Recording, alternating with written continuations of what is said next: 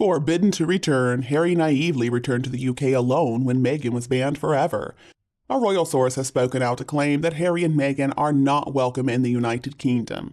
It's patently obvious that Meghan is not welcome in the UK, neither is her husband Prince Harry for that matter, in spite of their reported attempts to mend bridges with the monarchy, the very family, by the way, that they have trashed ever since they ran away with Megxit. As we all know, the grifters relocated to Montecito, California. They were supposedly looking for more privacy over 3 years ago after they walked away from their roles as senior working royals. See, they just couldn't possibly stay on and work for somebody else because she is Meghan Markle. She knows what she wants to talk about, she knows what she wants to do, and she's not going to listen to anybody. And as for Meghan Markle, well, there is no way to repair the relationship between Meghan and the royal family. That could also explain why she wasn't remembered on royal social media accounts on her birthday. She was snubbed. She was given the cold shoulder. And I'm sure it was humiliating and embarrassing for her because Meghan Markle lives in a fantasy world. She believes she is universally adored. You cannot believe a word that comes out of her mouth, though. A refusal by someone to recognize someone that they know is basically a rejection, and that seems to be the appetite for most people in Britain today. Her birthday snub was no accident, and many people think that all her antics and her actions in the past since Megxit have really messed up relations with the king to an irreparable extent. When an outcast, a pariah like Meghan is ignored by her own father-in-law because he refused to acknowledge her on her birthday, this is a rebuff, it's a disapproval, it's a dressing down, and we can blame that rebuke on the fact that she criticized the royal family and she attacked them on multiple occasions. Too much damage has already been done. There's never going to be any real agreement or any real peace between Meghan and the rest of the family. In any event, there is a lack of willingness to move past the conflict to just forgive and forget, and I understand that. The removal of the estranged siblings from the royal family website, as well as the stripping of their HRH status, also confirmed that they are a couple of pariahs. So it looks like they are basically displaced people in exile. They are rejected from home and also being rebuffed by everybody in society. The deep cuts inflicted by the ongoing feud definitely make the prospects of reconciliation with Meghan seem incredibly distant, if not impossible. But she only has herself to blame for being rejected because she is undesirable, and she's seen that way because she bashed and trashed the royal family in that interview with Oprah back in March of 2021, and afterward in that multi-part docuseries with Netflix.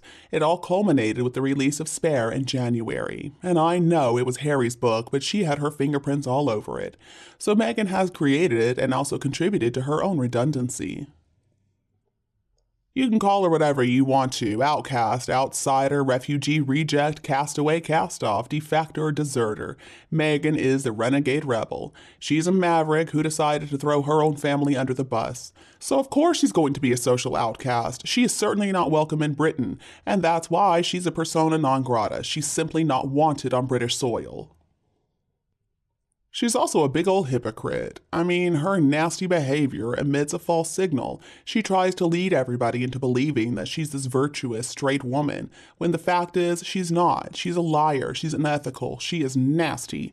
And the truth is, most people don't like hypocrites even more than they don't like people who are straightforwardly awful, because nobody likes to be deceived. Hypocritical people are so bothersome because they act like they're all high and mighty, so moral. Hypocrites get up on that pedestal and they want to preach to everybody about the right thing to do, but it's all just a charade, a facade. They don't have any real belief system, they have no values, because their behavior completely contradicts what comes out of their mouths. Meghan is a hypocrite through and through. She's a charlatan. She's a cheat. She's also an evil bully. She loves to bulldoze over people while she preaches against it. We may have thought that bullying was more a problem among children, but apparently we couldn't be more wrong. She's a tyrant. She terrorizes and torments her own employees, and she also bullies little 3-year-old children.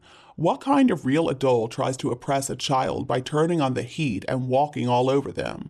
Far from being a delicate duchess, Meghan Markle is a horrible, nasty dragon, and she is a menace to anyone who gets close to her. She pretends to be this philanthropist and humanitarian, but she doesn't do anything to help the poor, the less fortunate, and her generosity doesn't even extend to helping members of her own family. Now, Meghan tries to portray herself to the tabloids as this good Samaritan, this saint, one with a bleeding heart and also a helping hand. But Meghan Markle has no compassion. She doesn't feel empathy for other people. She's just incredibly egocentric, and she likes to give the whole world the impression that she's Miss Goody Two-Shoes, but that could not be further from the truth. Meghan Markle is no philanthropist. She's selfish, she's wasteful, she's extravagant, and she pretends like she's this do-gooder. She claims to care about animal rights and animal welfare, but she abandoned her own rescue dog. His name was Bogart. He was a mix, and she adopted him a few years before she met Harry.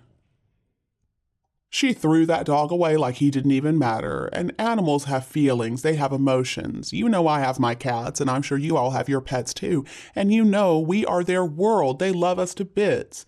Meghan deliberately, selfishly left Bogart in Canada, claiming that, oh, the dog and Harry couldn't get along. Well, I don't believe that story for a second. And even if it were true, she could have gotten help for the dog, could have gotten help for Harry for that matter. There are amazing animal therapists out there who do a great job transforming a pet's behavior when it's a problem. But to intentionally abandon a pet that she supposedly loved, how heartless, how cruel. And then they've got the nerve to think that after all the lying, all the slandering they have done since they left the UK, all the bullying, all the scheming, all the demanding they did while in the UK, that they can just waltz back in whenever they want and they can take over like nothing ever happened. That just shows how arrogant and entitled they really are. Honestly, I'm somewhat shocked by it all. I mean, I shouldn't be, but still. All the charities and the good deeds and well-thought-out plans put together by the Wales and other family members is simply not a good look for Meghan and Harry when you compare it with their vapid, self-serving efforts. Meghan and Harry arrogantly spouted about all these same charities and programs they were going to do. Meghan's vapid, tiring, meaningless word salad nonsense just screamed hypocrisy, because when we saw how they acted, we saw it was the opposite. And now they see the actual plans, the well-thought-out plans, and the success of the royal family.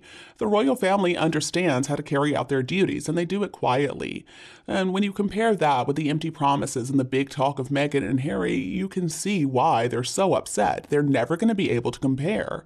Meghan really believes that she can just walk around with that rictus grin and be loved and adored by everybody, and talk a lot of talk and not do a thing, and nobody's going to notice. What a couple of lazy, entitled, talentless grifters.